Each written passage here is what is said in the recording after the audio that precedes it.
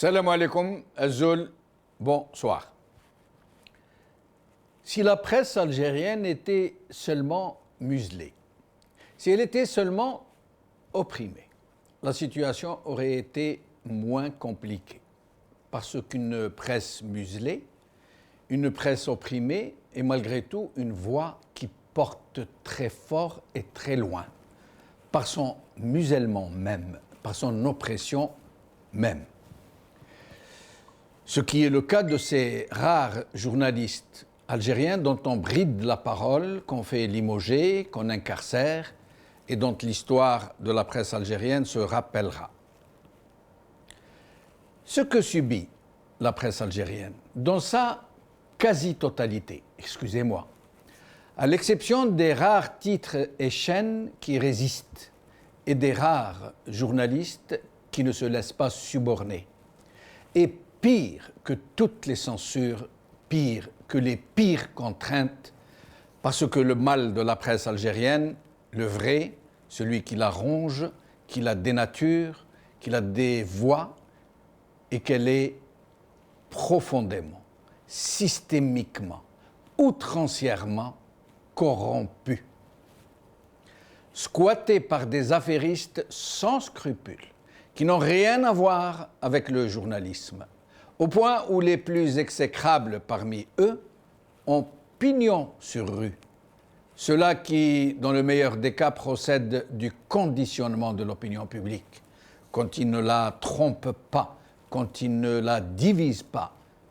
Ils passent pour les grandes plumes et les grandes voix de la presse et font figure de chevaliers bayards de l'information, au service d'un régime qu'ils font parfois mine de critiquer, et de ces maquignons de la presse qui ont fait main basse sur quasiment toute la presse. C'est cette presse-là qui fait honte aujourd'hui à tous les journalistes sincères, par l'occultation, par le blackout sur les grands sujets de l'heure, sur ceux qui se complotent contre le peuple algérien, dans son devenir même. Cette presse sera comptable du rôle infâme qu'elle joue, de cette désinformation qu'elle pratique, qui est pire que toute autre subversion, parce qu'elle procède de la division et de la tromperie, érigée en mode de communication et qui n'est rien d'autre que de la basse propagande, au service d'un régime prédateur. Nous ne le dirons jamais assez. Elle ne nous dit rien aujourd'hui, cette presse, sur ce processus électoral de validation de l'amendement constitutionnel, sur la façon honteuse avec laquelle ce projet de réforme partielle a été entrepris et rondement mené, sur cette exploitation par le régime de la date du 1er novembre pour tenter de briser le boycott électoral qui s'annonce déjà, sur ce machin cynique qu'est l'autorité nationale indépendante d'organisation des élections. Et elle ne nous dit rien, cette presse, sur cette purge silencieuse des gaydistes. Tout cela hormis Tebboune, que le défunt chef d'état-major a placé à des postes clés. Je veux dire qu'ils sont tous inquiétés aujourd'hui, les gaydistes, ou ceux qui ont été placés par Gaïd, sauf Tebboune. Comme elle ne nous dit rien, cette presse, sur cette réorganisation de l'État profond, l'ex-DRS, et du rappel de très nombreux parmi ces hommes clés et ses collaborateurs les plus importants. C'est tout cela, et tellement d'autres complots contre le pays, contre la volonté populaire, contre les aspirations de tout un peuple, que cette presse nous tait. Et c'est bien pour cela que notre soutien aux journalistes qui tentent de briser la chape de plomb est si importante. La presse et les réseaux sociaux sont devenus les supports et les meilleurs vecteurs de la conscience politique du Hirak. Et c'est bien sûr pour cela que le régime use de tous les moyens pour les criminaliser, pour les briser, pour distiller sur eux les pire calomnie, allant jusqu'à les accuser d'être des agents de la subversion et de la main étrangère, bien sûr.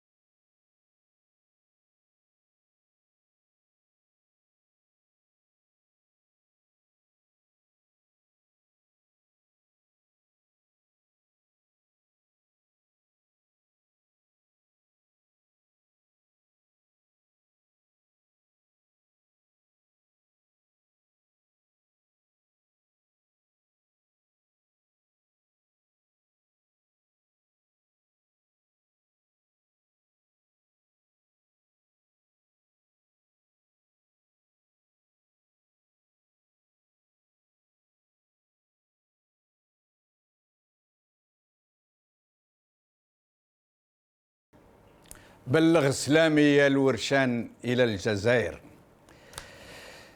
L'amalgame du référendum avec le 1er novembre, c'est le titre de notre émission d'aujourd'hui. Et pour en parler, j'ai le plaisir de recevoir Adel Jabbar, analyste politique qui sera avec nous depuis le Canada. Farida Hamidi, psychologue clinicienne qui sera avec nous depuis Paris. Fatih Titouche, militant politique qui sera avec nous depuis Paris aussi. Nazim Zaidi, militant politique qui sera avec nous depuis Bjaya. Adel Jabbar, merci d'avoir accepté notre invitation. C'est moi qui vous remercie. Salutations à tous vos invités, à notre peuple, en Algérie et à l'étranger. Alors, nous allons commencer, Adel Jabbar, par écouter M. Chorfi, vous savez, le président de l'autorité indépendante de la régulation, je ne sais pas quoi, des élections. Et vous allez écouter, vous allez voir, alors que lui est censé surveiller les élections, le bon déroulement. Il n'est pas censé faire la promotion des élections. Et pourtant, c'est ce que vous allez entendre. Que j'ai déclaré à l'instant, c'est-à-dire j'avais parlé de milliers d'Algériens et j'avais dit aussi de millions d'Algériens qui sortent chaque vendredi pour un peu s'opposer à l'élection présidentielle. Est-ce que, Monsieur Chorfi, ce n'est pas un paradoxe que la commission indépendante soit désignée? Elle n'est pas désignée. Là, je m'inscris en faux. Elle n'est pas désignée. La commission indépendante a été proposée par les membres de la société civile qui ont participé au dialogue, par des partis politiques. C'est des propositions. Et elle a été, une fois qu'elle a été constituée donc, dans le cadre du dialogue social, son président a été élu publiquement devant en présence de la presse et à main levée. Et nommée, non, je m'inscris en faux. Elle n'a pas été nommée, contrairement effectivement à la commission qui existait avant. Et en plus de ça, il n'y a aucune autorité hiérarchique, contrairement à ce qui existait par le passé, aucune autorité hiérarchique sur le plan fonctionnement des ressources humaines ou sur le plan matériel. Alors, il s'inscrit en faux sur le fait d'avoir été désigné. Il dit non, j'ai été élu, moi. Et il accuse celle d'avant, celle de M. Derbel. Celui-là, oui, il a été désigné, mais pas moi. Et nous allons l'écouter maintenant pour nous dire de belles choses sur le référendum qui vient. Écoutez-le. مبادرة السيد رئيس الجمهورية بسماح لرئيس السلطة أن يشرح له الوضع والآفاق والإمكانيات المتوفرة لديها للوصول لنتيجة. هذا في حد ذاته عامل من عوامل النجاح، لأن تتبين لكل المتعاملين باسم الدولة الجزائرية أن هذا المشروع هذا من المشاريع الأساسية اللي التزم بها السيد رئيس الجمهورية. هذا الموقف يعطي حرية كاملة للمواطنين باش يختاروا حقيقة عن قناعة، وهذه الجزائر الجديدة لازم تكون هكا. كي واحد يدخل ما يحكمش عليه خاطر انسان راه من عرشه ولا من حزبه ولا من كذا، لا، واش هو اللي يصلح للجزائر. اذا من ناحيه الاجال من ناحيه كذا كل شيء مضبوط الحمد لله. Adel Jabbar, alors ce monsieur dont il dit de lui-même qu'il n'a pas été élu, désigné, mais élu publiquement, nous dit-il, est en train de faire la promotion du référendum grâce à ce qu'il dit à lui, Sid Raïs al-Jamhouria, etc., etc. Écoutez, l'écouter, personnellement, ça me donne des aigreurs et de la nausée. Être à cet âge-là, il est au 3e âge, il est au dernier virage de sa vie et il ment comme il respire. D'ailleurs, il s'essouffle avant de terminer sa phrase, tellement il est en train de mentir. Le deuxième point que je retiens, c'est extrêmement grave de quelqu'un qui a eu les hautes charges de la justice en Algérie. Vous imaginez un petit peu l'état de déliquescence qu'est l'institution judiciaire en Algérie, qui est transformée en appareil de répression. Je trouve que c'est lamentable, c'est nauséabond et c'est affreux d'écouter des gens pareils et de laisser des gens pareils présider aux destinées de l'Algérie. Ces gens-là sont dans le déni, ils sont en train de conduire en regardant un rétroviseur, ils sont l'image même pathétique de la dictature, parce que la dictature, elle veut toujours construire un avenir à partir d'un passé. Ce monsieur-là a été liquidé et on se rappelle comment il a été viré de son poste par un bandit qui se trouve actuellement en fuite à l'étranger, du temps où il était grand patron du FLN.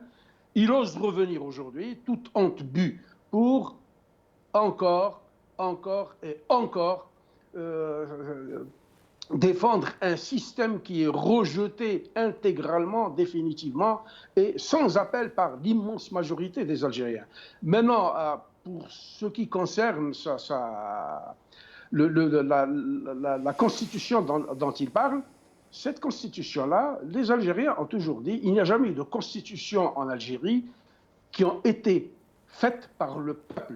Et pour le peuple algérien, on a toujours dit c'est la constitution de Chadi, c'est la constitution de Bouteflika. Adel Jabbar, pour le moment, on en est à ce monsieur qui préside ce machin de surveillance des élections. On arrivera tout à l'heure au référendum en lui-même. Avec nous, Farida Hamidi, merci d'avoir accepté notre invitation. Farida Hamidi. Pardon. Bonsoir aux téléspectateurs, merci. Aux invités.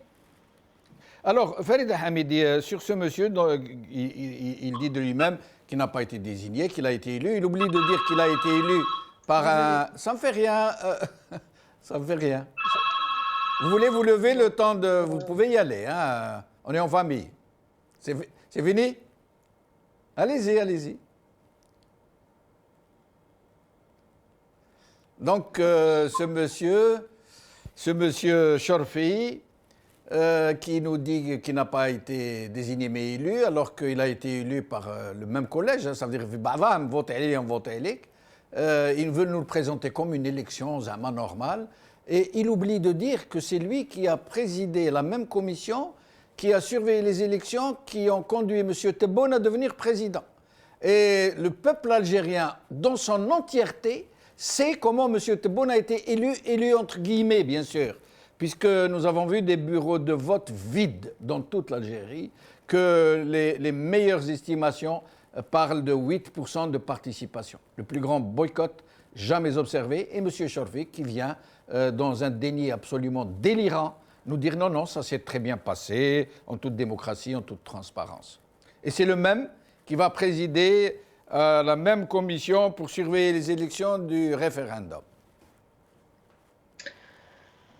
C'est d'autant plus inquiétant, justement. Ces gens-là qui sont dans le déni, ou je dirais même qui sont dans une mythomanie, mais pathologique, s'il dit qu'en plus il a présidé, il a veillé aux élections du 12-12, c'est d'autant plus inquiétant et c'est là où il faut... Enfin, je n'arrive même pas à comprendre comment est-ce qu'ils peuvent déclarer ça, en fait, solennellement et devant tout le monde, que puisqu'il a justement assisté les élections, le bon déroulement des élections de Tebboune, et qu'il va aussi veiller et assister à ce que cette constitution soit votée. Donc tout est dans la formulation, et c'est d'autant plus, en fait, moi je reste toujours dans mon domaine, hein, c'est vraiment, on est dans une dissonance cognitive absolue. Donc en fait, si vous voulez, on a l'impression qu'il y a un clivage total entre ces gens-là et le peuple qui demande absolument le contraire, profondément le contraire de ce qui est en train de se passer. Mais cette politique d'aller droit au mur, on la connaît, on a baigné dedans, on n'a connu que ça. Mais justement, Fatiha Hamidi, vous qui êtes psychologue clinicien, Farida, pardon, à chaque fois je me trompe, excusez-moi. Farida, vous qui êtes psychologue clinicienne, alors cette dissociation cognitive dont vous nous parlez, des gens qui savent très bien, qui s'adressent à un peuple qui sait tout, qui sait que ce qu'ils disent est faux, mais ils le disent quand même. C'est dans quel but et c'est dans quelle attitude ils sont Est-ce que vous pouvez nous expliquer? Ah bon, alors, enfin, on appelle ça la communication paradoxale en psychiatrie. Si vous voulez, les pathologies les plus graves, elles se déclenchent à partir de ce type de communication-là. D'ailleurs, si vous prenez les chiffres épidémiologiques dans les pays du Maghreb, en Algérie de manière spécifique, c'est là où il y a le plus gros cas, enfin les plus gros et les plus grands cas de psychose. Psychose, c'est-à-dire vraiment une décompense psychique où on est atteint des pathologies les plus graves. Donc on entend des voix, on parle seul. Et en fait, c'est une méthode de communication. C'est devenu une méthode de communication pour maîtriser les masses. C'est la manipulation des masses. Comment expliquer qu'ils soient tous dans cette attitude? Sellal, ou Yahya, Ould Abbas, Saïdani, Gaïd Salah, Tebboune, ce monsieur, tout le monde est dans cette... Ça s'explique comment? Mais en fait, ils sont très différents. Si ça se trouve, ils ne s'entendent pas du tout entre eux. Mais ils ont les mêmes objectifs. Les mêmes objectifs des intérêts personnels. En fait, comme ils ont les mêmes objectifs et les enjeux sont tellement grands qu'ils se sont mis d'accord entre eux pour avoir une seule ligne de conduite qui est de dérouter le peuple, en fait. Donc, il faut être très, très vigilant. C'est de la communication paradoxale. Il y a un grand monsieur qui a écrit un livre à ce propos, c'est l'effort de rendre l'autre fou. Voilà, et quand on devient fou, on ne réfléchit pas. Voilà, en fait, la communication paradoxale, ça provoque un effet de sidération qui bloque complètement le processus de réflexion. Donc, on ne voit pas où est le problème. En fait, c'est la normalisation de tout ce qui est anormal et rendre normal ce qui ne l'est pas. J'ai le plaisir d'accueillir Fatih Titouche, militant politique en France. Fatih, merci d'être avec nous. Monsieur Benchenouf, et je salue vos invités, tous vos invités. Merci. Alors, avant de vous laisser vous exprimer, nous allons écouter encore une fois Monsieur Chorfi nous parler cette fois-ci. Il nous a dit d'abord qu'il n'a pas été désigné, il a été élu. Il nous a dit que M. Tebboune est en quelque sorte la garantie que ça va bien se passer. Et au lieu de nous dire qu'il va surveiller ces élections, il est en train de faire leur promotion. Il demande à tout le monde d'aller voter, puisque d'après lui, toutes les garanties sont réunies. Il le dit avant les élections. Hein. Et là, nous allons l'écouter, ce qu'il va nous dire sur l'armée. Écoutez-le. Monsieur Sharfi, ce qui est relevé aujourd'hui, c'est qu'il y a eu cette déclaration qui a été relevée dans l'édito d'El Jaish récemment, que l'ère de la fabrication des présidents est définitivement révolue. Est-ce que c'est une garantie supplémentaire pour assurer un scrutin totalement indépendant? Monsieur Sharfi, rapidement sur la question, oui. s'il vous plaît. Est-ce que c'est important? Non, c'est plus qu'important, puisque cet engagement de l'armée, moi je veux le décortiquer en deux. L'impact aujourd'hui et l'impact de demain. Pour moi, c'est une chance. C'est une chance que notre armée nationale populaire s'engage à ne plus s'immiscer dans la construction des présidents, comme on dit entre guillemets. C'était le cas par le passé? C'était le cas? Moi, je fais de l'analyse. C'est une déclaration de Jaish, de l'organe qui est en quelque sorte la voix d'autres. Je me base sur ça. S'il dit que l'ère est révolue, c'est qu'elle existait. L'ère est révolue. Mais c'est pour nous, c'est un engagement pour l'avenir. Ça, c'est un pas important qu'on doit, nous, maintenant, considérer comme un acquis. Comme un acquis sans prévaloir demain et pour l'éternité.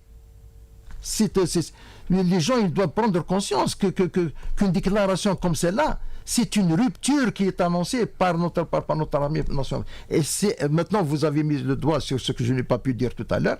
L'une des garanties maintenant, puisque vous l'avez vous-même dit, l'une des garanties qui nous assure que nous allons effectivement, en tant qu'autorité, réussir notre mission sans interférence, sans aucune pression, c'est cet engagement justement que la confection des présidents est définitivement révolue. Parce que toute pression, toute interférence sur l'indépendance de l'autorité va démentir cet engagement de l'institution militaire.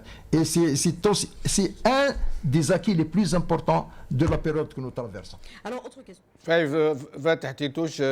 Sachant que M. Tebboune a été imposé, fabriqué par l'armée, qui vient contredire donc ce qu'est en train de nous dire ce monsieur, je vous laisse commenter. En fait, si vous avez fait attention quand elle lui pose la question pour lui dire est-ce que ça s'est passé dans le passé, est-ce que ça s'est arrivé dans le passé, en fait, pour quelqu'un qui disait juste 2 secondes avant, qui disait que c'est très important que l'armée s'engage à ne plus s'immiscer dans les affaires politiques, j'aurais attendu qu'il dise oui, c'est arrivé dans le passé et c'est pas normal. Et il l'a dit, Fatih Titouche, il l'a dit. Il n'avait pas le courage de dire ça. Non, Fatih Titouche. Il n'avait pas le courage de parler du passé. Fatih Titouche, moi je l'ai entendu dire, si la revue El Jaish a dit que c'est révolu, ça veut dire que ça se passait. Oui, mais écoutez bien comment il l'a dit, c'est-à-dire que ce n'est pas moi qui le dis, écoutez-moi, c'est le Jaish qui le dit. Ne m'accusez de rien, moi j'ai rien dit, c'est le Jaish qui le dit. Ah, vous voulez dire dans le passé, il ne l'a pas dit, quoi, avant. Mais oui, mais ce que je veux dire, c'est que quand c'est important, quand il déclare que c'est tellement important que l'armée et tout, enfin, je ne sais pas si j'arrive à m'expliquer, mais ce que j'ai envie de dire, c'est que moi, je considère que quelque chose est très important quand je l'ai vécu dans le passé et quand je l'ai contesté et quand je l'ai senti comme vraiment une menace. Lui, il le dit comme ça. Et puis 2 secondes après, il nous dit que c'est le Jaish qui le dit. Et s'il le dit, c'est que c'est vrai. Ça veut dire qu'avant de lire la rubrique d'El Jaish, pour lui, ça n'a pas existé dans le passé. Parce absolument, que lui, je comprends maintenant. Je comprends mieux. Oui. Voilà. Et donc, du coup, pour lui, il vient d'être informé. Et donc, quel scandale, et ils s'en félicitent maintenant que ça ne se passe plus. Et puis, excusez-moi, mais le président d'une commission indépendante de surveillance des élections qui remercie le président de lui avoir octroyé quelques libertés pour qu'il exerce ses fonctions, où est l'indépendance? Où est l'indépendance? Ce monsieur, avec tout le respect, n'a même pas, en fait, c'est-à-dire que même pour réfléchir, il n'est pas indépendant. Même pour parler, il n'est pas libre. Mais il oublie, Titouche, on dirait qu'il oublie, il est dans le déni, comme nous disait Farida Hamidi, de la réalité. C'est lui qui a présidé cette même commission avant le 12-12, l'élection entre guillemets, de M. Tebboune. Et il sait très bien qu'il n'y a personne dans le pays, puisque les gens voient les bureaux de vote totalement vides. Il n'y avait que l'armée et quelques... il le sait très bien. Or, il fait comme si ça ne s'était pas passé. Comme si Monsieur le Président, comme il l'appelle, a été vraiment élu. Parce que, M. Benjenouf, ces gens-là ne s'adressent pas au peuple algérien, ils s'adressent à leur clientèle. Alors, dans la clientèle, il y a des gens qui sont vraiment clients et donc, du coup, ils sont vraiment bénéficiaires de ce système-là, mais il y a aussi des gens, des hommes et des femmes, des Algériens, non moins que nous, mais voilà, qui sont peut-être mal informés, peut-être ignorants des situations. Ces gens-là qu'ils utilisent dans toutes les échéances électorales. Alors, c'est uniquement ces gens-là qui les intéressent, c'est-à-dire une petite partie du peuple algérien qui les aide à valider tout leur processus électoral. Donc, je comprends qu'ils parlent ainsi parce que j'ai envie de dire, celui qui a voté. Alors, il y a des gens qui ont voté, c'est certes une grande minorité, mais il y a des gens qui ont voté le 12-12. Ils s'adressent à ces gens-là pour leur dire, voilà, on va continuer le travail qu'on avait fait, c'est-à-dire qu'on a surveillé les élections, qu'on a empêché le chaos, qu'on a mis un président, etc. Tout ce discours-là que vous connaissez. Donc, du coup, à mon avis, pas tant que ça le déni, parce que lui, il le sait, il sait que nous savons ce qui se passe, mais il s'adresse à une catégorie de la population, à celle qui vote pour eux, à sa clientèle. Il n'a pas besoin, en fait, de tout le peuple pour faire passer une élection, il a besoin juste, comme d'habitude. Effectivement, vous allez me dire qu'aujourd'hui, que là, c'est un référendum et qu'il faudrait quand même qu'il y ait une majorité du peuple algérien, mais bon, il saurait nous fabriquer des chiffres, etc. et tout. Maintenant, ce qui est malheureux pour eux, c'est qu'ils choisissent la date du 1er novembre. Je crois que là-dessus, on ne va pas trop lâcher. Oui, on va en parler, Titouche. Mais vous m'avez amené tout naturellement, j'allais dire, à une question que je voulais poser, que j'aimerais qu'on en débatte, carte sur table, j'allais dire, sans tabou. Une question qui vraiment se pose et dont nous ne parlons pas. C'est celle de cette catégorie de la population dont vous parlez, qui vote en toute bonne foi. Je ne parle pas des clientèles, comme vous dites, qui votent parce que c'est leur intérêt. Je parle de nos concitoyens qui vont voter parce qu'ils croient qu'ils votent pour l'Algérie, pour la stabilité, pour que l'OTAN ne bombarde pas le pays, pour toutes ces fadaises qu'on leur injecte. Et il se trouve malheureusement que cette population, cette catégorie de la population, se trouve dans les régions les plus déshéritées, les plus pauvres, les plus prises en otage par les potentats locaux, les régions qui sont réellement, qui cumulent tous les chiffres sinistres, le plus fort taux de chômage, la plus grande démographie, le plus grand manque d'infrastructures, d'écoles, d'universités, et j'en passe. Alors, Adel Jabbar, comment pouvons-nous expliquer ce phénomène qui existe, qui est bien là et qu'on ne peut pas nier? Je ne pense pas qu'il serait juste et équitable de dire que les populations de l'intérieur du pays votent massivement pour ce régime et pour ce pouvoir illégitime. La première remarque que j'aurais à faire, c'est qu'à l'intérieur du pays, dans l'Interland, le pays est dépeuplé. Il y a 5, 6, 7 millions d'habitants sur 40 millions qui sont tous au nord du pays, sur la bande côtière ou à l'intérieur, sur le tel, comme on dit, du côté des hauts plateaux, etc. Et donc, ce serait un faux procès de vouloir acculer ces gens-là, qui sont des gens dans une misère extraordinaire, et puis qui sont carrément dans le 15e siècle en termes de développement et de modernité et de matérialité. Donc, lui, il est en train de s'adresser à qui? Il s'adresse aux rentiers du système. L'immense majorité des Algériens n'est pas dupe. Et ces gens-là ont en leur pouvoir, en leurs mains, des organes de propagande, pas des médias, qui sont en train de domestiquer à coup d'argent, de corrompre à coup d'argent. Il est souvent dit qu'il y a deux formes de médias ou de presse ou de journaux. Il y a ceux qui sont payés pour nous empêcher de penser. Ils font tout pour nous empêcher de penser en distillant des gens insipides, incolores et inodores comme ce monsieur-là. Et il y a une presse qui nous emmène à réfléchir. Malheureusement, cette presse et ces médias ont disparu. Dieu merci,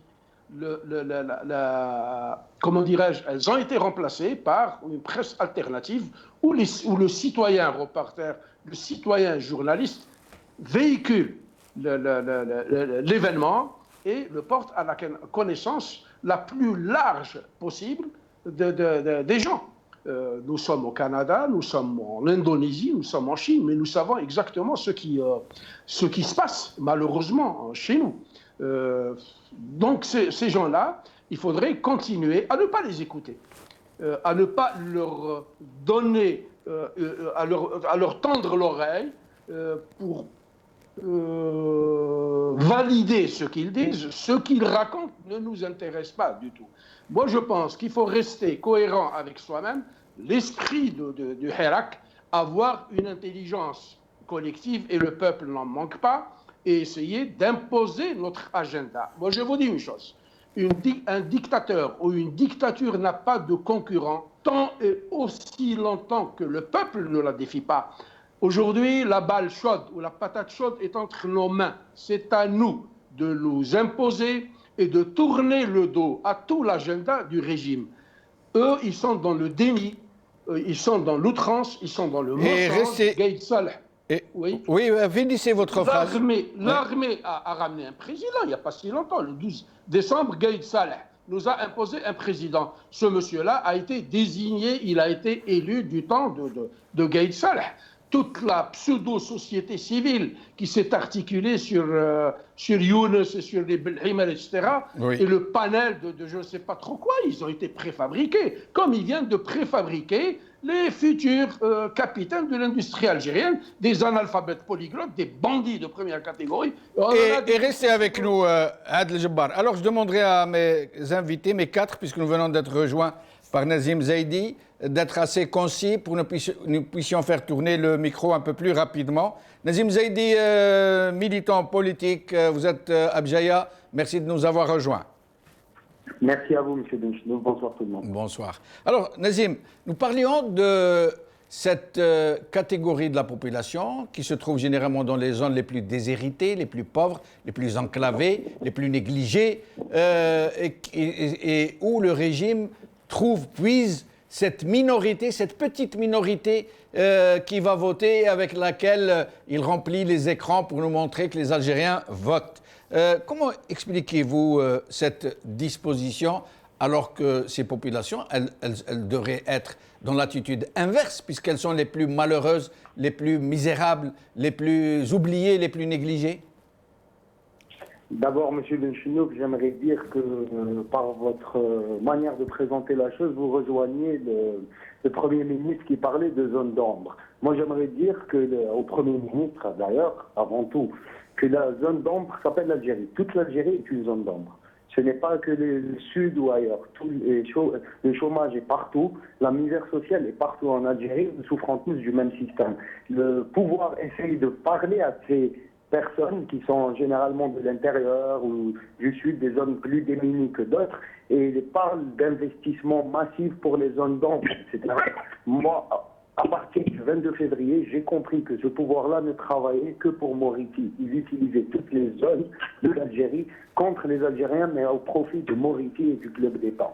Donc, je ne pense pas qu'il y ait une zone qui a une appartenance envers ce pouvoir ou qui vote pour ce pouvoir-là.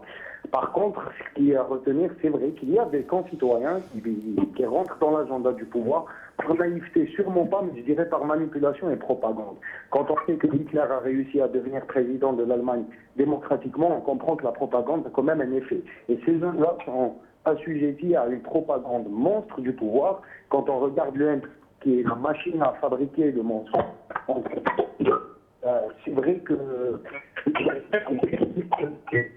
Nazim Zaidi, pardonnez-moi de vous interrompre, la communication est très mauvaise, nous allons essayer de vous rappeler.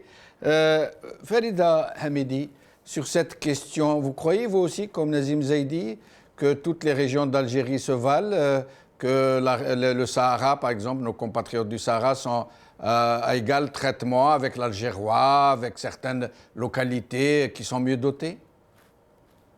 Moi, je pense qu'au 22 février, quand le Hirak a officiellement commencé, parce que je pense que c'est un mouvement qui était en sommeil, qui était prêt à se lancer, mais la date du 22, voilà, elle est symbolique du début de quelque chose qui était en préparation. Je pense qu'on était, oui, toutes les régions étaient au même niveau parce que c'était, en fait, on avait vraiment l'impression, et c'est pas une impression, je pense que c'était vraiment une réalité, d'une prise de conscience collective, collective et irréversible par rapport à quelque chose qui en fait, voilà, on s'est réveillé d'un cauchemar et on n'a pas compris pourquoi, en se rendant compte que c'était un cauchemar, on était resté quand même sous bête, les conafir, on était complètement endormis. C'est par la suite que les choses se sont un petit peu corsées. L'agenda des élections qui ont été annulées, puis fixées et finalement passé celle du 12-12. Et par la suite, le Covid qui nous a quand même donné un coup de massue, même si ça constitue vraiment aussi une fenêtre qui a laissé entrevoir le reste de la population, peut-être qui ne voyait pas cette problématique.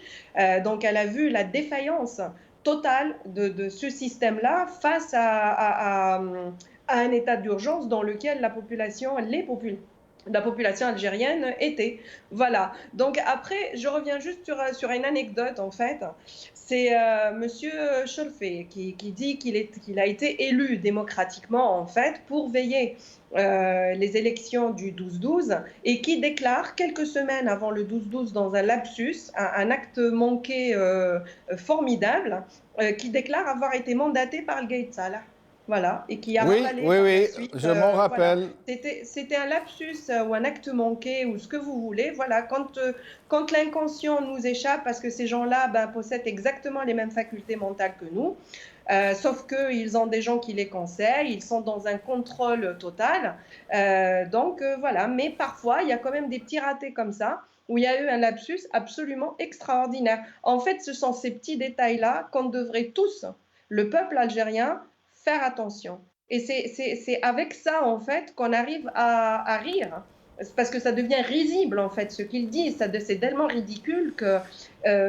voilà, donc on les coince là où le mensonge jaillit. Voilà, la réalité, jaillit sans qu'eux-mêmes ne fassent attention au milieu d'un mensonge. Et restez avec nous. Alors, Fath Titouche, est-ce qu'il y a des populations, des catégories de l'électorat qui votent plus dans certaines régions que dans d'autres?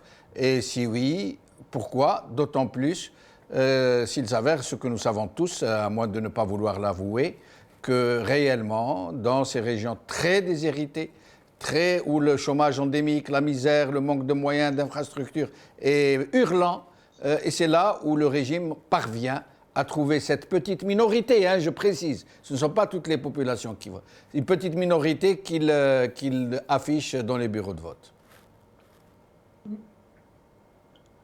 Moi, je dirais, si vous n'avez jamais fait de maths dans votre vie, si je vous dirais que 1 plus 1 égale 10, vous ne savez rien, vous ne savez pas. Donc vous me croyez, parce que vous ne le savez pas. Donc du coup, je ne dirais pas que c'est une question. En fait, moi, peut-être qu'il y a un rapport entre la pauvreté et le rapport qu'on a avec celle de l'État, etc. Mais je pense que c'est surtout un rapport avec l'information. Moi, je l'ai vécu. Il n'y avait pas Facebook, c'était dans les années 2005-2006. Je travaillais à Boussaada. J'ai dû discuter avec des jeunes qui sont... Enfin, je me rappelle le premier jour, ils arrivent et ils m'assènent avec leur discours, vous les Kabyles séparatistes, vous les divisez le pays, etc., etc. Ils affichaient des certitudes sur une région qu'ils ne connaissaient pas du tout. Et j'ai pris le temps de discuter avec eux. peux vous promettre que le lendemain, ils sont revenus discuter. Ils étaient convaincus parce qu'il y avait énormément de choses, énormément d'informations qu'ils n'ont jamais reçues. Je pense que ça révèle aussi la faillite d'une classe politique qui finalement est restée cloîtrée dans l'Algérois et au centre du pays. Donc du coup, nous, enfin quand je dis nous, c'est-à-dire tous les politiques, nous ne sommes pas adressés peut-être à eux. Ils ont besoin d'avoir l'information, ils ont besoin d'avoir aussi des repères, des gens en qui ils feraient confiance. Quand vous avez comme seule référence le NTB et le discours du régime, au bout d'un moment, oui, ça peut prendre. Quand vous avez que ça, c'est normal, il n'y a pas de raison pour ne pas croire. C'est ça ce que j'ai envie de dire. Maintenant, on est à l'ère des réseaux sociaux et c'est pour ça d'ailleurs qu'il y a eu cet élan populaire où on avait le sentiment quand même que ça a traversé toutes les régions du pays. Ce que j'ai envie de dire, oui, on ne peut pas dire que c'est le même niveau d'information qu'il y a dans le centre du pays et dans quelques régions. Est-ce que nous pouvons parler de conscience politique qui n'est pas la même partout? Excusez-moi, ma petite touche. Moi, je vais vous donner un exemple et j'essaie d'être objectif. Moi, je crois qu'en Kabylie, dans l'Algérois, il y a une forte conscience politique. Pourquoi, à mon avis? Ce n'est pas génétique, ce n'est pas identitaire. C'est parce que dans ces régions, il y a beaucoup d'immigration. Les gens voyagent et les idées voyagent avec ceux qui voyagent. Et donc, très tôt, cette région a découvert le syndicalisme, le militantisme, de façon, j'allais dire, assez aiguë. Alors que dans d'autres régions, il n'y a pas d'immigration, il n'y a pas d'émigration. La conscience politique est un peu moins aiguë, j'allais dire. Moi, en fait, j'ai envie de vous dire que la conscience politique, ça serait quoi à part une accumulation en fait, de connaissances, d'informations, de repères, etc. C'est rien d'autre que ça, la conscience politique. C'est aussi de l'exercice aussi. C'est face à des situations compliquées. Quand vous parlez par exemple de la région de Kabylie, moi je dirais aussi que c'est parce qu'elle a été confrontée à des situations dans lesquelles le réflexe humain de se défendre et tout ont fait que par exemple en 2001 on a dû s'auto-organiser. En 2001 quand il y a eu une répression féroce et tout, la population a dû s'organiser pour se protéger parce que très franchement on avait l'impression qu'on était un peu les adversaires, les ennemis de l'État. Et que même les forces de l'ordre qui devaient défendre et protéger les citoyens étaient un peu nos adversaires désignés. Donc, du coup, on a dû se protéger. Cette expérience-là a fait naître, dans la peur et dans le réflexe, a fait naître, par exemple, dans cette région, ce réflexe-là d'autogestion. Dans les années 80, il y a eu déjà des répressions. Donc, du coup, à l'exercice de cette situation et tout, effectivement, il y a quelque chose, on capitalise sur des expériences comme ça qu'on vit. Mais ce que j'ai envie de dire, c'est voilà, moi, ce qui m'intéresse le plus, c'est de désigner les responsabilités. Et je pense que, bien sûr, le premier responsable, c'est le régime, c'est l'autoritarisme de ce régime-là qui a installé, qui a voulu dépolitiser le pays, dépolitiser tout le peuple, etc. et tout, mais il y a aussi notre part de responsabilité de ne pas avoir eu l'effort, le travail de s'adresser à ces populations, d'aller les voir, finalement de nous rendre compte en fait de la situation qu'ils vivent. Je pense qu'il y a énormément d'Algériens qui n'ont peut-être pas eu la chance ou l'occasion d'aller dans l'intérieur du pays. Et c'est dommage, surtout pour un militant, parce que vraiment visiter ces régions-là, c'est se rendre compte en fait de ces disparités dont vous parlez. Moi, je les ai vues, M. Benchenouf, elles sont vraiment inacceptables et insupportables. Oui, et j'en sais quelque chose. Oui. Vous avez envie de pleurer. Franchement, absolument, vous avez vraiment envie de pleurer. Absolument. Alors, nous allons écouter encore cette petite intervention de M. Chorfi dont nous parlait Farida Hamidi, où il parlait de Gaït Salah. Écoutez-le et nous allons en parler. الله وأسكنه فسيح جنانه وألهام ذويه الصبر والسلوان وألهمنا معهم الصبر والسلوان. إن شاء الله نكونوا حافظين على الأمانة التي أوكلناها الله بواسطته لما كلفنا شخصيا بتقلد هذه المسؤولية العظيمة. هذا واش نقول للشعب الجزائري، كونوا أوفياء لأمانتكم. Alors, M. Chorfi qui nous dit, grâce à Gaïd Salah qui m'a confié cette fonction, etc., etc., etc. Alors, est-ce que Nazim Zaidi est avec nous? Nazim Zaidi? Oui. Alors, nous venons d'apprendre de Tlemcen que des gens qui sont allés retirer des documents ou entrer dans une quelconque procédure administrative, on leur a exigé de la présentation de la carte de vote. Ça veut dire qu'on revient aux bonnes vieilles méthodes que connaissent tous les Algériens pour maintenant inciter les gens à avoir leur carte de vote et après, pour leur demander de montrer l'estampillage à voter pour pouvoir prétendre à un acte de naissance, par exemple. Nazim Zaidi. En fait, c'est les mêmes pratiques du régime. D'après ce que j'ai connu de l'histoire de l'Algérie, ça revient à la JFLN. Il fallait rejoindre la JFLN pour pouvoir travailler dans ce pays. Et aujourd'hui, on nous dit qu'il faut aller voter, sinon on n'a pas le droit d'être citoyen algérien, alors que ne pas voter fait partie de notre droit. Le vote est un devoir, mais c'est aussi et en Algérie, c'est un devoir de ne pas voter. Le plus grand devoir des Algériens, c'est de ne pas voter avec ce système-là. Donc aujourd'hui, je pense que c'est des menaces qui commencent dès maintenant, des intimidations. Mais franchement, c'est une fuite en avant de la part du pouvoir de parler d'élection, de référendum pour le 1er novembre, parce que le pouvoir est mieux placé que nous tous pour savoir qu'il ne sait pas à quoi s'attendre à la rentrée sociale. Donc, au fait, mais pourquoi, d'après vous, a-t-il choisi cette date? C'était la question prochaine, comme vous l'avez abordée, donc c'est tant mieux.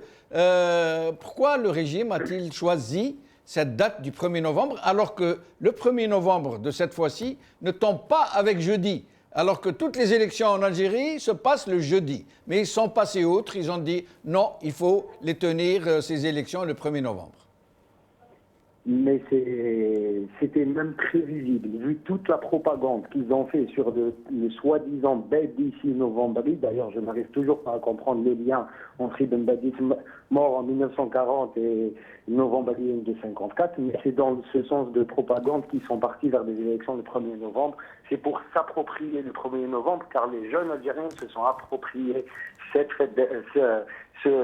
journée depuis déjà 2 ans, et nous nous sommes appropriés le 5 juillet, et d'ailleurs ça rappelle un peu les élections de Bouteflika pour le 5 juillet. Donc j'espère que la résultante sera la même et que le pouvoir comprendra qu'il a face à lui un peuple déterminé à lui dire lazem tadahlo, parce que ce n'est pas un problème d'application de constitution ni de loi, mais c'est un problème de pratique et de système. Nous voulons un changement de système. Donc le choix du 1er novembre n'est qu'un choix dans la logique de propagande, comme quoi le Hirak n'est pas novembri et eux sont des gens qui rejoignent. Ah, nous avons perdu Nazim Zaidi, dommage. Alors, Adel Jabbar, ce choix du 1er novembre par le régime, alors qu'il ne coïncide pas avec le jeudi traditionnel, d'abord, il nous a choisi le 1er novembre pour l'inauguration de la Grande Mosquée, chose qu'il avait annoncée le 20 août, comme par hasard, au moment où on commémorait le 20 août 55 et 20 août 56. Et puis là, il nous apprend que le référendum aura lieu le 1er novembre. À votre avis, pourquoi cet amalgame? Le choix de cette date n'est pas fortuit. C'est un calcul politicien. C'est encore une fois de l'enfumage, parce qu'ils veulent tout simplement s'approprier les mérites d'une grandiose révolution qui est celle du peuple.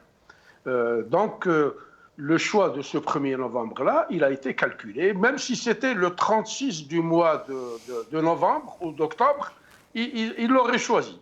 Donc, c'est des gens qui sont dans le déni. C'est un délire de suivre et d'écouter ces gens-là. Ils ne s'arrêteront jamais de mentir pour parvenir à leur triste fin. Ce qui les intéresse, ce n'est pas l'Algérie. Il faut qu'on soit d'accord sur ce plan-là.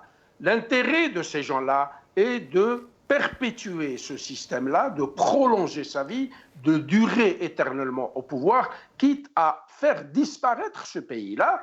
Et ce n'est pas une exclusion.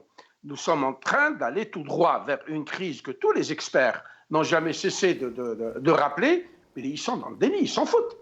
Je vois un Premier ministre qui, au lieu de s'occuper d'économie, de problèmes sociaux, de santé, de travail, d'emploi, il est en train d'abêtiser des gens, des gens qui veulent l'écouter, pour leur dire les Pyrénées, c'est Jbel Barnos. Et donc ça remonte à... Et donc c'est des arguties de ce genre-là pour habitiser les gens, pour les mettre ou leur offrir une véritable cure d'abrutissement qu'ils savent faire. Donc c'est des gens-là qui ne produisent pas l'intelligence. Ces gens-là sont dans le mensonge le plus absolu. Ça ne les intéresse pas du tout. L'Algérie est loin d'être une de leurs préoccupations. Et restez avec nous, Adel Jabbar. J'aimerais que nous fassions des interventions un peu plus synthétisées. Alors, Farida Hamidi, sur cet amalgame entre l'amalgame, ils veulent l'injecter au peuple. L'amalgame, ils veulent l'injecter dans la tête de Chabi, qui fait ou qui fait n'importe qui, pour le mettre dans un état de sidération, justement, et de non-réflexion. Après l'utilisation, justement, de ces dates-là, bien sûr qu'il est loin d'être anodin. Istanbul le 1er novembre, bien sûr que c'est symbolique, bien sûr que les Algériens, pour le 1er novembre, c'est une date qui signifie énormément de choses et c'est de la propagande. Maintenant, la réalité est triste, hein, parce que si on comprend vraiment le fonctionnement de ce régime-là, c'est une humiliation. C'est une humiliation symbolique. Et c'est vraiment, c'est ce genre de comportement vraiment au plus haut sommet de l'État qui provoque l'ihbat chez le Mouatan, qui provoque vraiment une déprime, qui le pousse à dire de toute façon ça ne changera jamais, il n'y a plus rien à faire. Voilà, donc je ne sors pas les hirak, je ne fais rien. Moi, j'essaye vraiment, c'est mon travail, hein, de faire preuve d'empathie. Donc j'essaye de me mettre à la place des autres, j'essaye de me mettre à la place.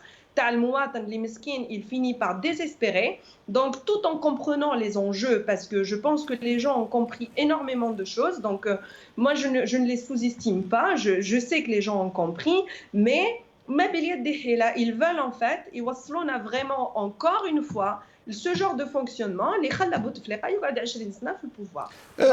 Farida Hamidi, le régime, quand il a choisi ce 1er novembre, est-ce qu'il a procédé par le souci de faire une association d'idées, de suggérer aux gens, il sait que pour les Algériens, la date du 1er novembre est une date très chère au cœur de tous les Algériens. Est-ce qu'il veut leur suggérer que celui qui ne vote pas est contre le 1er novembre?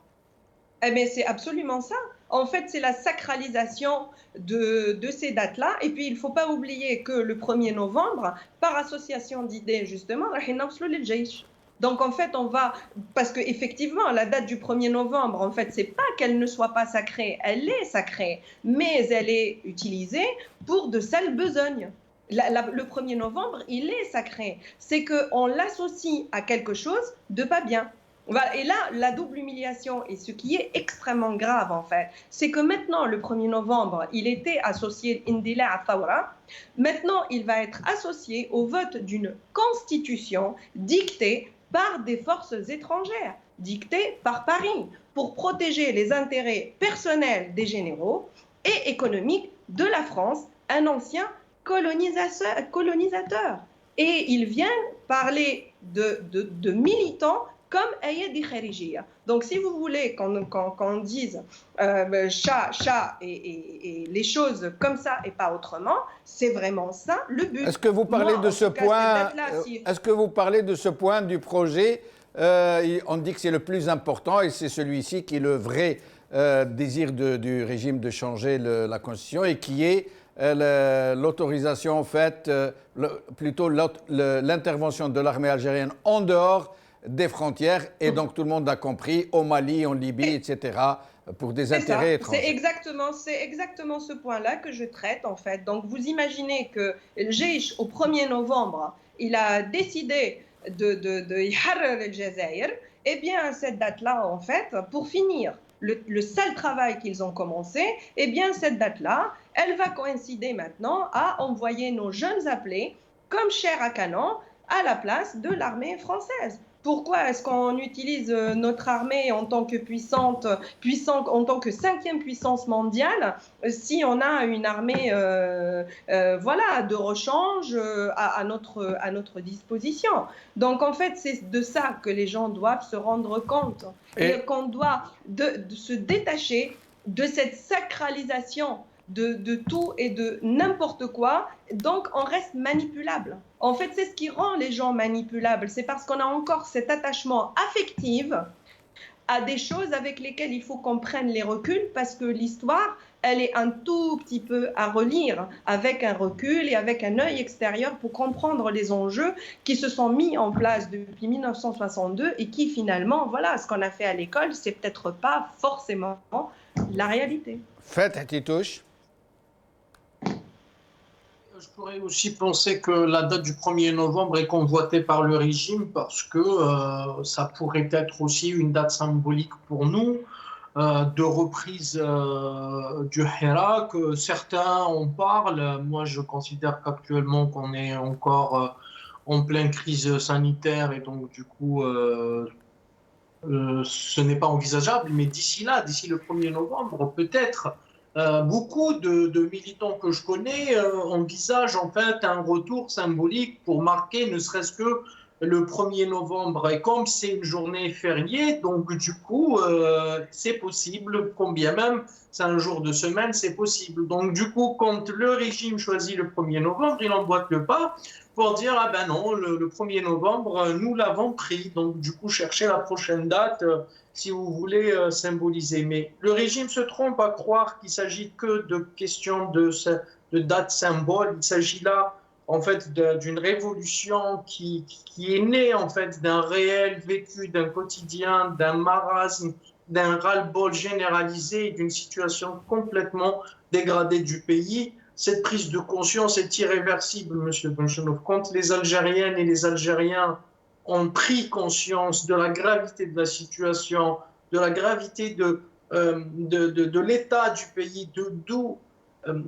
est-ce qu'ils ont mené ce pays vers sa dérive. À ce moment-là, en fait, c'est vraiment inconscient de revenir en arrière et d'abandonner et de laisser tomber. Et je pense que tout Algérien conscient de ces enjeux-là ne peut pas laisser tomber, ne peut pas revenir en arrière, d'autant plus que maintenant on a des prisonniers politiques et on a en fait voilà, on a des gens qui se sont sacrifiés et qui au péril de leur carrière professionnelle ou voilà de leur carrière ont défendu ce rêve-là ou ce projet-là de construire une nouvelle Algérie. Donc qu'ils choisissent le 1er novembre, ça démontre seulement qu'ils sont en fait qu'ils n'ont pas de limite en fait, c'est-à-dire qu'ils peuvent atteindre aussi les symboles, ils peuvent atteindre aussi notre histoire et en fait ils n'ont pas de valeur finalement. Même si c'est voilà, on n'a pas les mêmes valeurs avec eux. Alors, voilà Nazim Zaidi, Feth Titouche vient d'émettre, je ne sais pas si c'est une suggestion ou si c'est juste une idée dans l'air, que le pied de nez historique formidable qui serait vraiment opportun, c'est de répondre à ce régime qui veut se servir du 1er novembre pour continuer d'asservir les Algériens, de se servir de cette date pour recommencer le Hirak. Nazim Zaidi, qu'est-ce que vous pensez de cette idée? Moi, je pense que le régime utilise une arme à double tranchant. En appelant à des élections le 1er novembre, il risque d'avoir une belle surprise. Donc, je pense que ce que disait M. Titouche est tout à fait logique et très prévisible. Après, comme je disais, le fait de débattre déjà de leur agenda, de leur calendrier, c'est de leur donner de l'importance. Eux-mêmes ne savent pas à quoi s'attendre en septembre. Quand on voit que depuis des mois, les barrages filtrants sont positionnés tous les vendredis à Alger, on comprend que ce régime est finissant. Il ne sait même pas à quel moment la société va bouger. Et donc, je pense réellement que le régime a fait une déclaration pour un peu attirer quelques vautours, comme certains partis qui se disent déjà prêts à parler du 1er novembre et à voter, d'autres à débattre de cela. Surtout qu'il annonce des législatives et des élections communales juste après. Donc, il cherche à avoir une nouvelle clientèle dès maintenant, avant la rentrée sociale, à préparer son terrain avant la rentrée sociale qui risque d'être assez compliquée pour eux et même, je dirais, qui risque d'être fatale pour ce système. Donc, je pense que nous, autant que militants et autant que personnes qui sont attachées à cette révolution, nous ne devons pas trop donner d'importance à ce que fait le régime. Nous devons nous construire nous-mêmes. Mais si vous ne donnez pas d'importance, il va faire comme il a déjà fait. Par exemple, malgré le Hirak, malgré le boycott le plus massif, le plus complet, le plus intégral depuis l'indépendance, ils ont quand même fait passer Tebboune qui aujourd'hui, pour beaucoup de gens, ils vous disent oui, mais c'est la situation, c'est Monsieur le Président, après tout, il faut parler avec lui, il faut négocier avec lui, c'est comme ça. Donc demain aussi, on va dire oui, la Constitution, après tout, bon d'accord, mais c'est la Constitution du pays, il vaut mieux que le vide, c'est comme ça. C'est pour ça que je disais, c'est que nous, si on parle dès maintenant du 1er novembre comme eux le font, on oubliera la rentrée sociale, alors que nous devons préparer la rentrée sociale d'abord. Ça veut dire avant le 1er novembre, avant les élections. Exactement, à partir de septembre. À partir de septembre, nous devons, d'ailleurs en septembre, il y a beaucoup de procès qui sont programmés pour certains détenus, et nous devons être préparés par rapport à ça, mobilisés et solidaires, et ensuite, nous devons nous construire pendant la rentrée sociale parce que le système se déconstruira à partir de cette rentrée sociale. Et la crise économique le frappe de plein fouet, la crise sociale, il y aura plusieurs entreprises algériennes vont licencier, donc nous allons assister à des cycles de grève à partir de là. Donc au fait, le régime fait une fuite en avant, c'est tout. Il parle du 1er novembre comme si c'était un acquis, alors que le 4 septembre n'est pas acquis pour lui. Alors, Farida Hamidi, le retour du Hirak qui est dans l'air, dont tout le monde parle. Le Hirak ne s'est pas encore mis d'accord. Il est en train de se consulter parce qu'il existe, hein, il se consulte, même s'il n'a pas de direction encore. Il y a des moyens pour lui de se consulter, de proposer. Et donc voilà, Nazim Zaidi parle dès la rentrée sociale, se préparer à investir le terrain politique. Rabah Titouche, pour moi, il a fait une idée absolument lumineuse de retourner cette utilisation chafouine du régime pour le 1er novembre, de la retourner pour en faire une journée de Hirak, même si ce n'est pas la journée de la reprise du Hirak, j'entends. Tout à fait, tout à fait. Et de toute façon, voilà, le Hirak est en train de revenir petit à petit. On sort d'une épidémie là où cette peur-là du Covid était réelle. Donc, la Qamma aussi, voilà, il y a encore de la répression.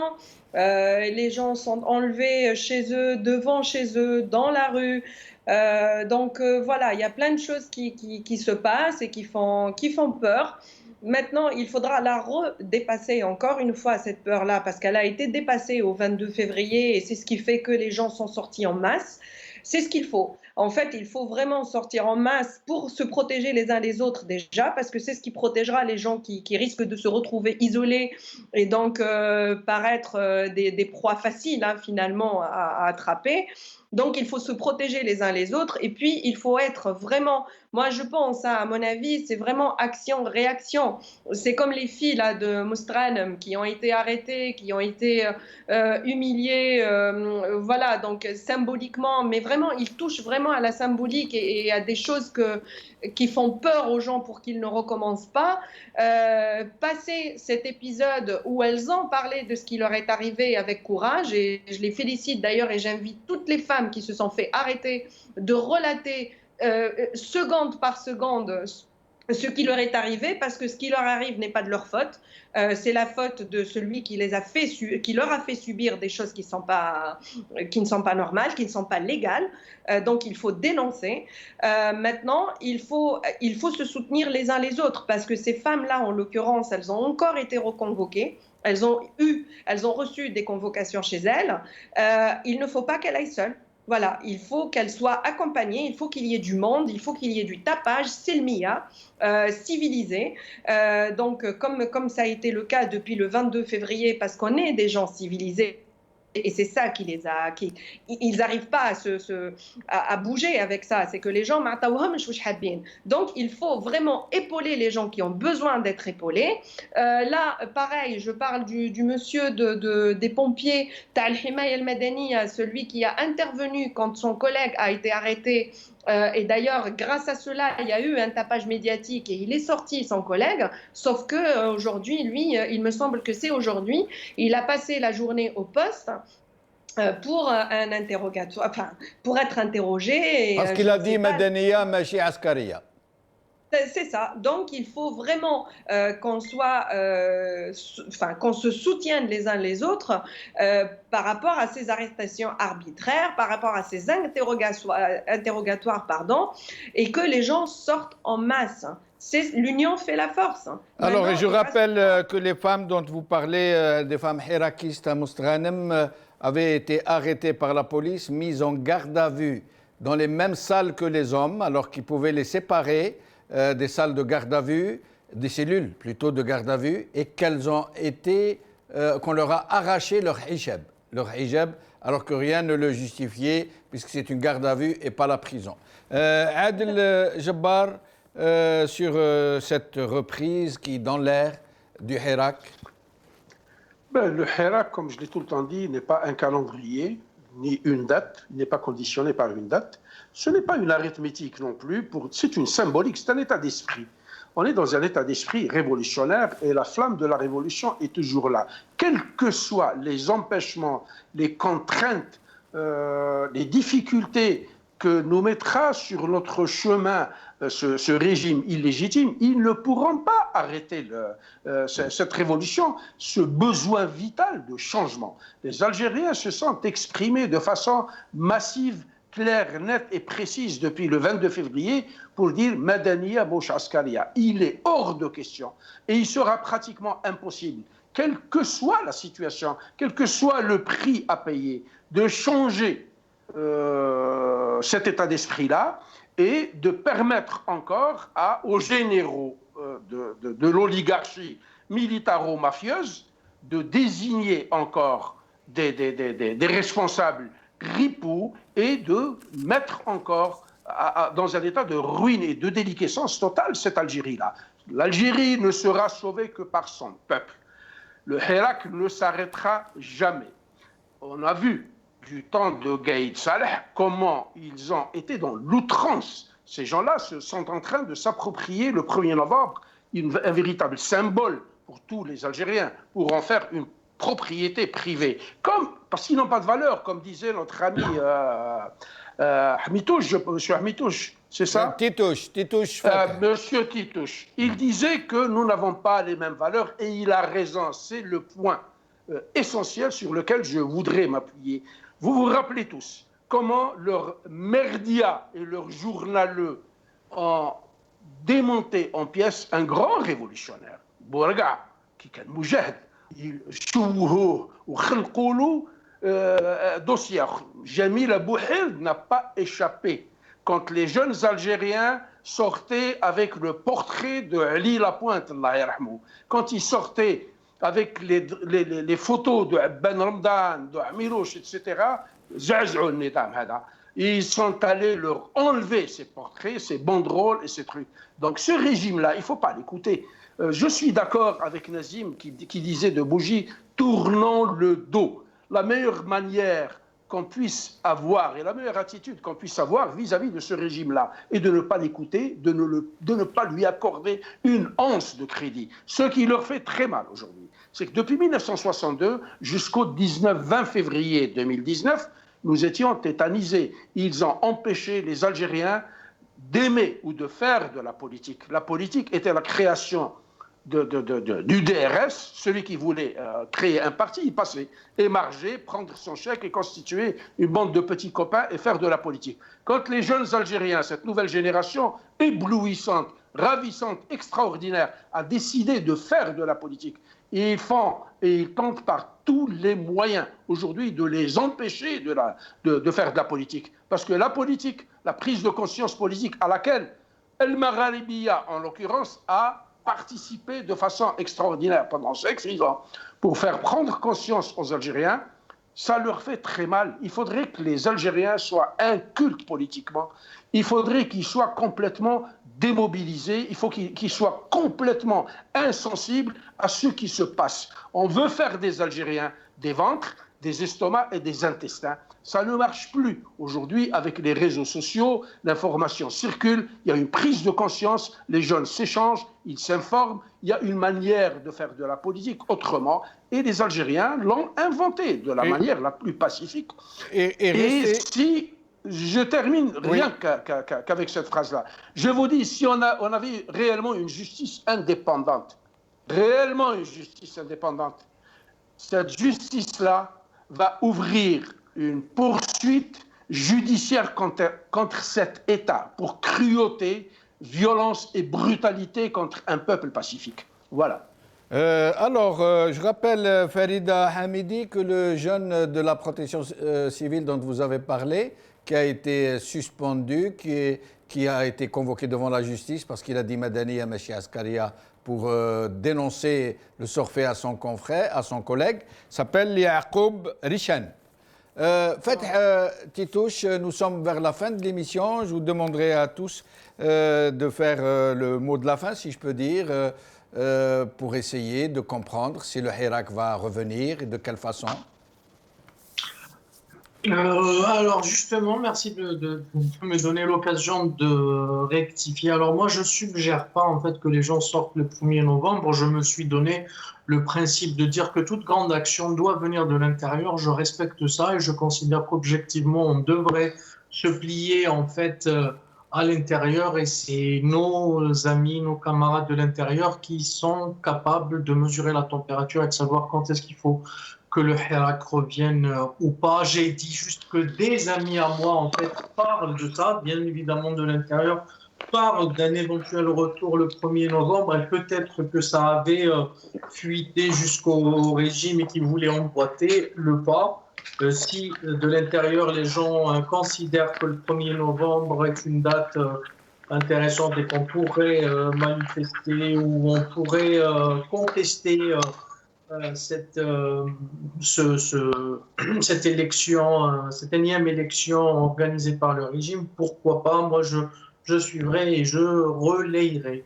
Pour le reste, j'ai envie de dire, pour finir, moi j'ai envie de dire que il faudra, je rejoins Madame Hamdi sur la question de solidarité avec les détenus, solidarité avec les nôtres finalement, ces gens-là qui se sont sacrifiés. Donc du coup, liberté à tous les détenus d'opinion. Merci. Et particulièrement à Khaled Dravni, qu'on essaye de faire payer. En fait, on essaye de faire de lui un exemple et c'est ce qui nous pousse, nous, à être d'autant plus solidaires avec lui, ne serait-ce que pour sa droiture et tout le travail qu'il avait fait pour nous, finalement, pour la révolution, pour lui. Merci. Alors, Nazim Zaidi et mes autres invités, en moins d'1 minute chacun, parce que nous sommes vers la fin de l'émission. Nazim Zaidi, le mot de la fin. Est-ce que Nazim est avec nous? Faqdna, c'est dommage. Alors, Farida Hamidi, le mot de la fin. Le mot de la fin, je vais choisir de parler aussi du 1er novembre, hein, date à laquelle ils ont aussi choisi l'ouverture de la mosquée construite par des Chinois, qui décrochent les plus gros contrats en Algérie. En Afrique plutôt, donc en Algérie, leurs plus gros contrats en Afrique sont en Algérie. Il ne faut pas oublier qu'ils réduisent des Ouïghours en esclavage parce qu'ils sont musulmans. Donc voyez la contradiction dans laquelle on est aussi. Et ils les parquent dans des camps de concentration. Et il ne faut pas oublier le coût de cette mosquée-là, sachant que Masjid al-Hassan Tanif Dar al-Bayda, il est plus grand. Il est magnifique. Il a été construit par des mains marocaines. Il a coûté 10 fois moins cher. Donc, ما كان أيدي خارجية، ما كان إماراتية تتحكم في الموانئ باردون، ما كان صينيين يتحكموا في البناء والاتصالات دونك هواوي، ما عندنا aussi فرنسيين يتحكموا في المحروقات وقريبا إن شاء الله الجيش. Voilà. Donc il faut qu'on fasse Inch'Allah, je crois que c'est mal placé. Non, mais Inch'Allah, الجيش. C'était ironique. Donc, voilà. Donc, il faut faire attention aux dates, à ce qui va se passer.